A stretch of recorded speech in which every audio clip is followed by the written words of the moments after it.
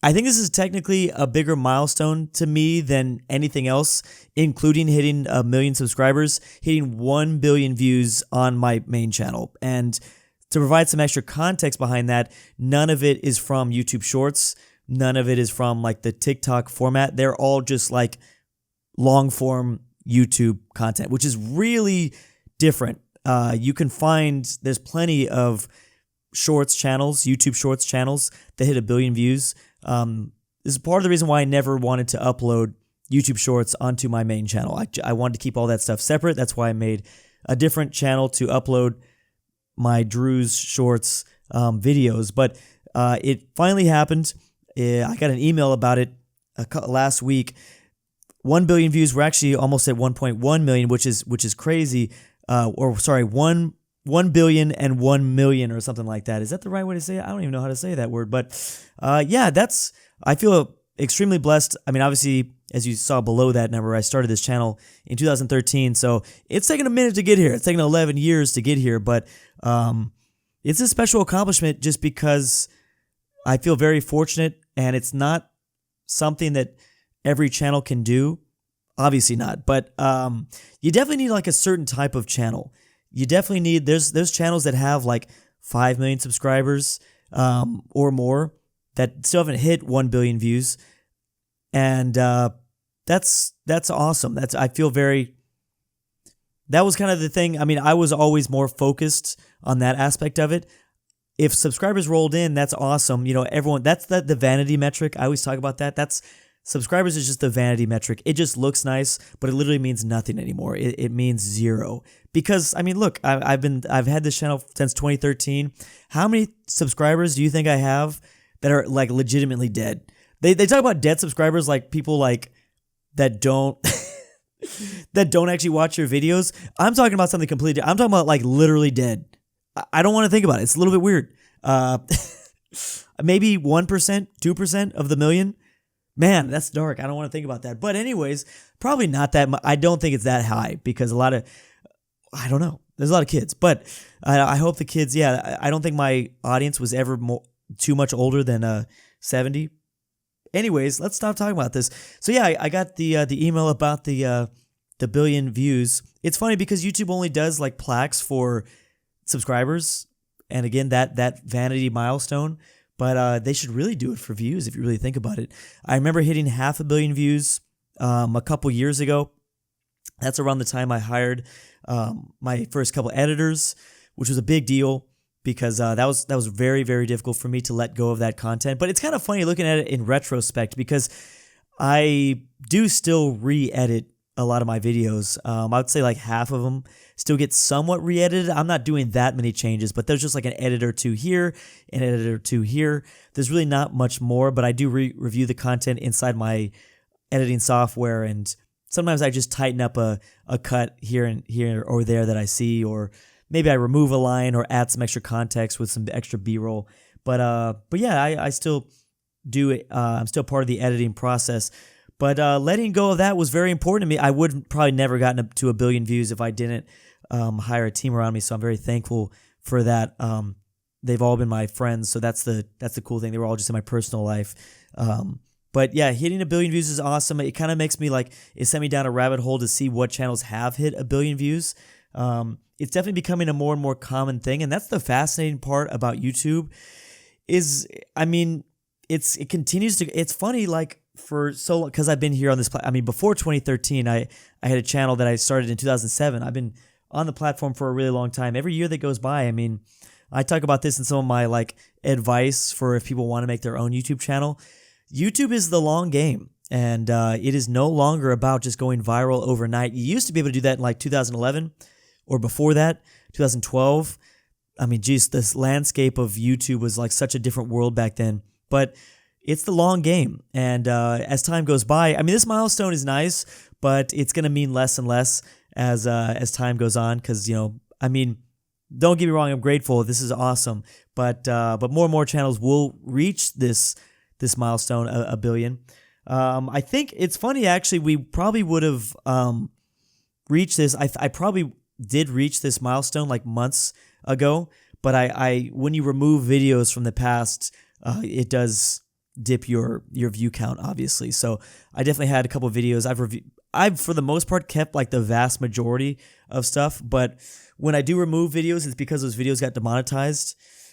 I don't know if I've ever talked about this on my channel before. So when it comes to like older Hearts of Iron content or Civilization content, there was definitely a time period in 2017. So in 2017 is when they really like first started rolling out with the demonetization stuff. Let me just real quick get this point out. You don't want to have a bunch of videos that are demonetized on your channel because that gives your channel a hit to the algorithm. The algorithm sees like this guy's got over 100 videos that have been demonetized. Even if you have 4,000 videos, I don't think that's like considered percentage wise. They just see like on a number basis, you have 200 demonetized videos. That looks really bad to the algorithm. They're going to hit your channel overall with a kind of there's like this secret, last time I heard, there's like this secret rating system. Think about it like movies in the US, rated R, rated PG-13. If you have too many demonetized videos on your channel, you get hit with a bad rating system. So you kind of want to delete that stuff. So I always delete, or I always kind of look at my demonetized videos every couple months and I just remove them. So I had to remove a lot of content back in 2017, 2018, because there wasn't a demonetization system in 2017. They started to experiment with it, but it wasn't really there. And then they really turned up the knobs on that, like 2018, 2019. What was that called? The adpocalypse. When was that technically? Something to do with PewDiePie. So I had a bunch of videos retroactively get demonetized, and they've continued to retroactively get demonetized over time. But it sucks because when I was making those videos back in 2017, before the demonetization system was even really there was no rules. You could technically do all that stuff. I was a lot edgier back then, which I thought was fun. I mean, I was younger. I was having fun. I was definitely cussing more, but there was no rules against not doing that. And it didn't really matter if you look back at it because my content was more geared to older audiences. Now I don't cuss because there's plenty of all ages that watch me now, and I also don't cuss because straight up because I don't want to get demonetized, because that's just a whole other ordeal. So anyways, I have deleted videos from the past, and that has hit the overall view count. But yes, we probably would have reached this a couple months ago, but it doesn't really matter. But yeah, I feel super grateful for this, and I like to go on other channels now and see which ones have hit it. Again, you got to really be a channel focused on trying to get views. I've noticed that there's two types of channels on YouTube. There's the channels that don't upload frequently, but they get a lot of subscribers. And then there's the channels like me that do upload frequently, but they don't get a lot of subscribers. It's a back and forth. I mean, again, to provide context, there was a time in my YouTube career where I was uploading 5 videos a day. It was absolutely insane. That was when I was just Let's Playing videos, though. I was just Let's Playing games. But yeah, I've always been like, I just thought that was way more fascinating element to me because it was something that was in my control. I can't control how many people subscribe to me, especially if you consider like the stuff I talk about. It's such a niche subject. Like my genre, it can only get so big. So I've always been more fascinated with how much can I do? How many videos can I make? Because, and actually, that's another little element here. I've probably uploaded 5,000 videos, but I've removed, maybe 100 or 200, something like that. So we're getting close to 5,000 videos. But I've always just been way more fascinated with that aspect of it, is just how much can I do? How much, I mean, I was uploading 5 videos a day for a little bit there. Right now, I try to stay daily on the main channel, but then I have the gaming channel, and then I have TikToks and Drew Shorts, and then I have this channel. It's just like I spread out how much I can do, and I find that aspect of it fascinating. How much of a well-oiled machine can I do this in? So anyways, that's always been a fascinating part of YouTube for me, and to hit 1 billion views is like, it wraps it all together. For a long time, I would say like, oh, combined, I have a combined 1 billion views from across all my channels. Now I don't have to say that anymore, so that's really cool. But I definitely see myself in the future shifting gears a little bit and focusing more on, well, I'm going to always shift gears in the main channel, but I am focusing a lot more on Drew Woo, my gaming channel. I'm having a lot of fun over there. I've talked about that in the past. I don't know if that channel will ever get to 1 billion views, but I like the space that it's going to. Again, I don't know if that channel can get to 1 billion views. I don't even know if I really want to check that, but let's go ahead and see. On Drew Wu, my gaming channel, we're at only 100. Wow, it's really not much at all.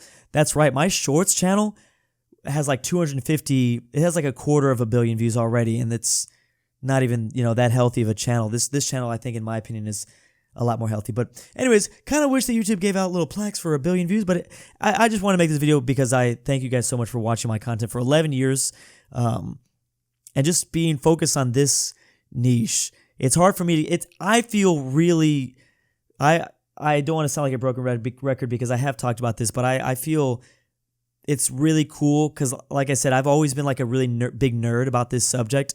I've loved geography. I've loved learning about history. I used to make little maps. I've talked about this in college. I wouldn't pay attention to class because I'd make little maps in my notebook. There was one guy that called me out on it too. He's like, "Are you like drawing maps?" And I'm like, "No, bro." And I closed my notepad and it was like, "What the fuck?" I'll just like go back to taking notes. But it's cool because it's like, dang, I don't feel alone in this subject anymore. Like I thought I was super weird for liking all this stuff.